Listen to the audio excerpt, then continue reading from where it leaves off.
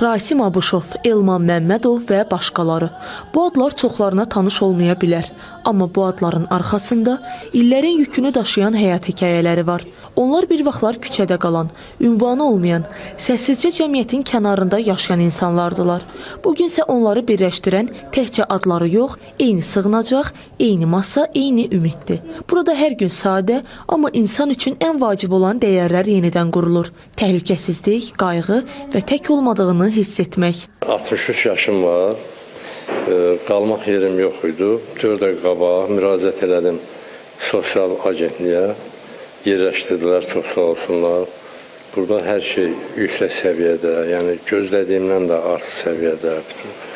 İşçiləri, rəhbərliyi, xidmət edən personal hamısına razıyam.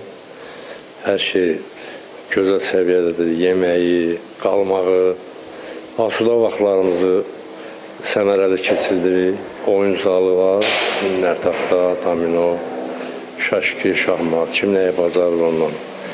Sakinlərlə oynayırıq. 62 yaşım var. 3 aydır burada məşğullaşmışam.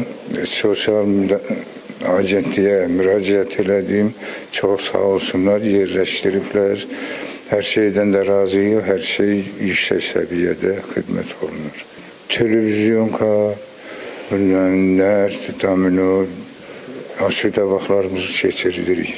Sosial Xidmətlər Agentliyi tərəfindən həssas kateqoriyalardan olan şəxslərin sosial müdafiəsinin təmin edilməsi məqsədi ilə davamlı olaraq tədbirlər həyata keçirilir. Agentliyin həssas əhali qruplarından olan şəxslər üçün sığınacaq və sosial reabilitasiya müəssisəsi fəaliyyət göstərir. Müəssisədə xüsusi qayğıya ehtiyacı olan şəxslər sosial xidmətlərlə əhatə olunur və onların cəmiyyətə reinteqrasiyasına dəstək göstərilir. Buraya qəbul edilən şəxslərin sosial xidmətə olan tələbatları qiymətləndirilir. Hər bir sakin üçün fərdi plan hazırlanır. Müəssisəyə qəbul olunanlar zəruri xidmətlərin təmin olunurlar və bu müddətdə günlük qida tələbatı, eləcə də qida tələbatı əsasında yemək, yaşayış yeri və geyimlə təmin edilirlər.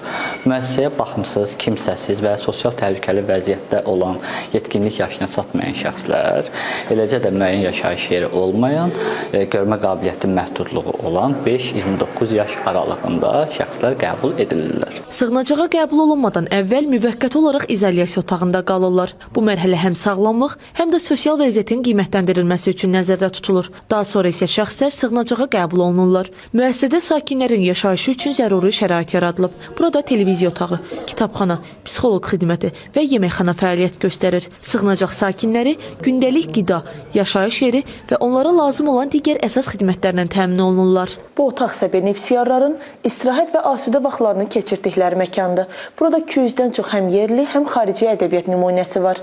Sığınacaq sakinləri burada oxuyur, söhbət eləyir və müxtəlif fəaliyyətlərlə məşğul olurlar. Sığınacağa müraciət formasına gəldikdə isə agentlik bu məsələyə xüsusi həssaslıqla yanaşır. Yaşayış yeri olmayan vətəndaşlar barədə məlumat daxil olan kimi əməkdaşlar tərəfindən qiymətləndirmə aparılır. Qiymətləndirmənin nəticələrinə uyğun olaraq həmin şəxslər operativ şəkildə müvafiq sosial xidmətlərlə əhatə olunurlar və lazımi dəstək tədbirləri görülür.